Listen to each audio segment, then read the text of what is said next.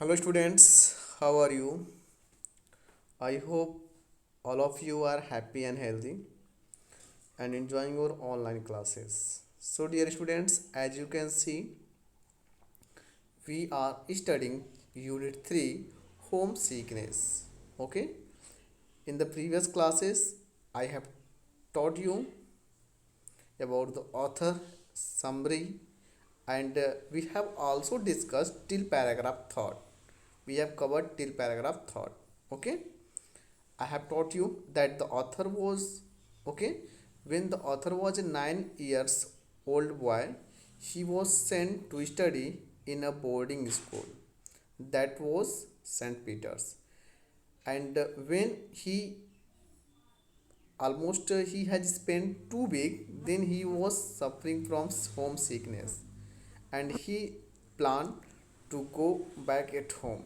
Okay, and we know that he had planned that he will pretend to be suffering from the appendix. Is that clear? Okay students, I hope you have got these all points very well in the previous video. So we have to continue from the paragraph 4. Okay, so let's see paragraph 4.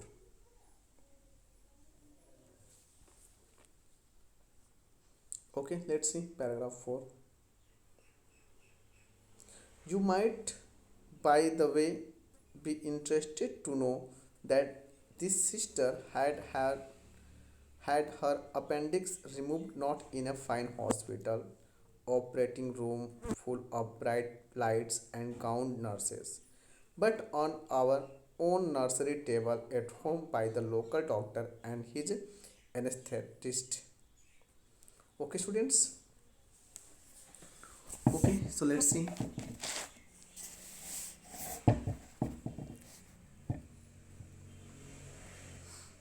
Okay, so here the author tells us that we will be very interested to know that his sister had her appendix operation not in a fine hospital. Okay, her sister did not go to a fine hospital for her appendix operation. Is it clear? We know that the hospitals or the hospitals have very well furnished operation room, operation theater, bright lights, and we see the nurses in gown. Okay, so but she did not move to any hospital. She had got operation of her appendix at her house. Okay, and by the local doctor and his anesthetist. What is the meaning of anesthetist? So dear, anesthetist, okay, is a doctor who gives an anesthetics. Anesthetics means a medicine, a chemical medicine, a chemical substance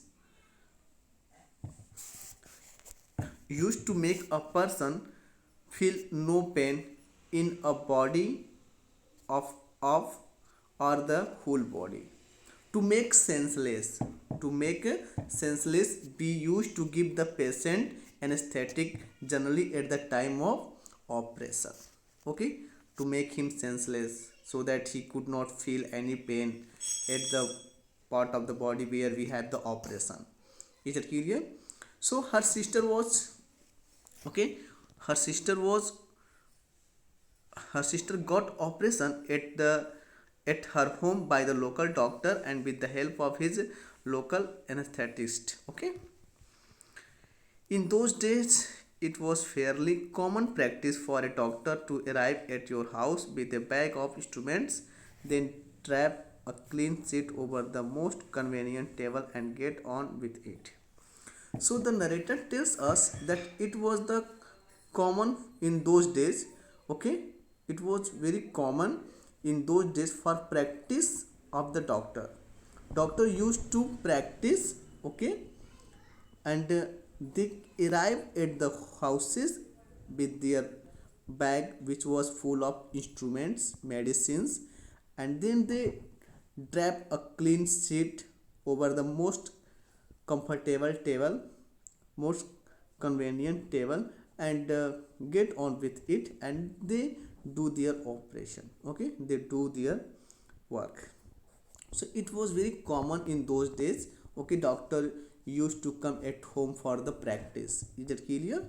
So her sister also got operation of her appendix, okay, by the local doctor at the home. Okay students, now see paragraph 5. On this occasion, I can remember lurking in the corridor outside the nursery while the operation was going on. Okay, okay. So, what the meaning of lurking?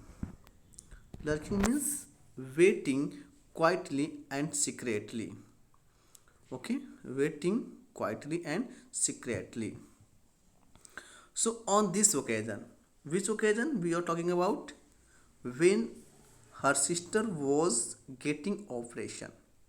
Okay, so when the doctors were doing operation of her sister, okay, the narrator tells us that he was quietly sorry, he was waiting quietly and secretly in the corridor outside of the nursery where the doctor were doing operation. Okay, so just outside of the room, okay, the author was quietly and secretly waiting for the occasion. Okay, he was waiting there while the operation was going on. Now see further. My other sisters were with me. The narrator tells us that the other sisters of the author were also with him while the operation was going on. Okay, and they all stood there spellbound full and listening soft medical murmurs coming from behind the locked room. Okay, they, the author and his sisters, okay, okay, the author and his sisters were standing outside of the room, okay, where the operation was going on, and they can heard the murmuring sound, the soft sound of the doctors talking to each other, okay, which was coming out from the locked room. Okay, we know that whenever we do any operation, then doctor and nurses talk to each other, so they can hear the low talking sound of the medical, okay, murmurs. Now see further. And picturing the patient with her stomach sliced open, and they picture, okay, the patient with her stomach a little bit open. Okay, we could even smell the sickly fumes of ether filtering through the crack under the door.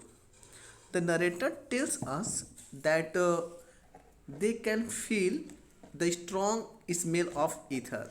What is ether? You know, a kind of gas used earlier as an anesthetic that made the speaker feel uncomfortable. Okay, so they can smell of ether, okay, which was coming out, okay, through the crack under the room. Is that clear? They can feel, they can smell the ether, okay, which was coming out through the crack under the room. Okay students, now see next paragraph.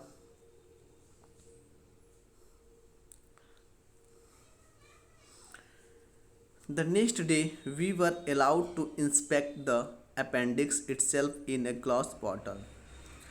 The narrator tells us that the next day they are allowed to inspect. What is the meaning of inspect? Inspect means to look, to observe. So the next day when the operation was over, they are allowed to observe the appendix which was put in a glass bottle. Okay, is that clear? Which was put in a glass bottle, they are allowed to notice it. It was a longish black wormy looking thing, and that appendix which was got out by the operation, it was very longish in black wormy color. Okay, black wormy color. Okay, and say I said, do I have one of those inside me, Nanny? And after that, the narrator asks Nanny whether he also has one of those inside him. Okay, he asks Nanny whether he has appendix in his body or not. Is that clear? Now see paragraph 7. Everybody has one, Nanny answered. And after that, Nanny answered that everyone has one. Okay, every person has an appendix in the body. Now see paragraph 8. What's it for? I ask for. The author again asked Nanny, what is the use for that? Okay, for what they have it. Now see paragraph 9. God works in his mysterious ways, she said. She tells that we are the a fine creation of God. So God works in his mysterious way everything. Okay, it means to say she tells that it uh, it our body was made by the God. So God has created it and it has some specific function. She does not give clear answer. Okay, which was her stock reply whenever she did not know the answer. Okay, what is the meaning of stock here? S-T-O-C-K, stock. So in this context, stock means usual. Okay, typical. So whenever Nanny does not has any particular answer, okay, any certain answer, then she gives such types of answer. Okay. Now see paragraph 10. What makes it go bad? I ask her. Okay, the narrator again asks Nanny how it got damaged. Okay, how it got damaged. What are the things that make it bad? Toothbrush bristles, she answered, this time with no hesitation at all. Okay, so when the author asked Nanny what are the things that made the appendix, okay, bad, that harm the appendix, so without any hesitation, Nanny answered that toothbrush bristles. Okay, she tells that toothbrush bristles are the thing that damage our appendix. Okay, students. Now see paragraph 12. Toothbrush bristles, I cried. The author asked with surprise. Okay, toothbrush bristles, I can't imagine. How can toothbrush bristles make your appendix go bad? Okay, the author again asked Nanny that he doesn't believe that toothbrush bristles can make their appendix bad. Okay, can damage their appendix. He doesn't believe so. Now see paragraph 13. Nanny, who in my eyes was filled with more wisdom than Solomon. Okay, so who was Solomon? So Solomon, okay students, Solomon was an ancient king who was famous for his knowledge, famous for his wisdom. Okay, so Nanny also was very clever girl. She was very uh, intelligent. So the author compare Nanny to Solomon. Okay, here. So Nanny replied. Okay, Nanny replied, whenever a bristle comes out of our toothbrush and you swallow it, it sticks in your appendix and turn it's rotten. So Nanny replies to the author that whenever a bristles come out of their toothbrush, okay, and we swallow it, then it sticks, okay, in our appendix and it turns it rotten and turns it rotten. So this way the bristle of the toothbrush damage our appendix. Okay, now see further in the war. What is the meaning of war? You know, Second World War. We are talking about the Second World War. So in this, now students, we are talking about the First World War, not Second World War. Okay.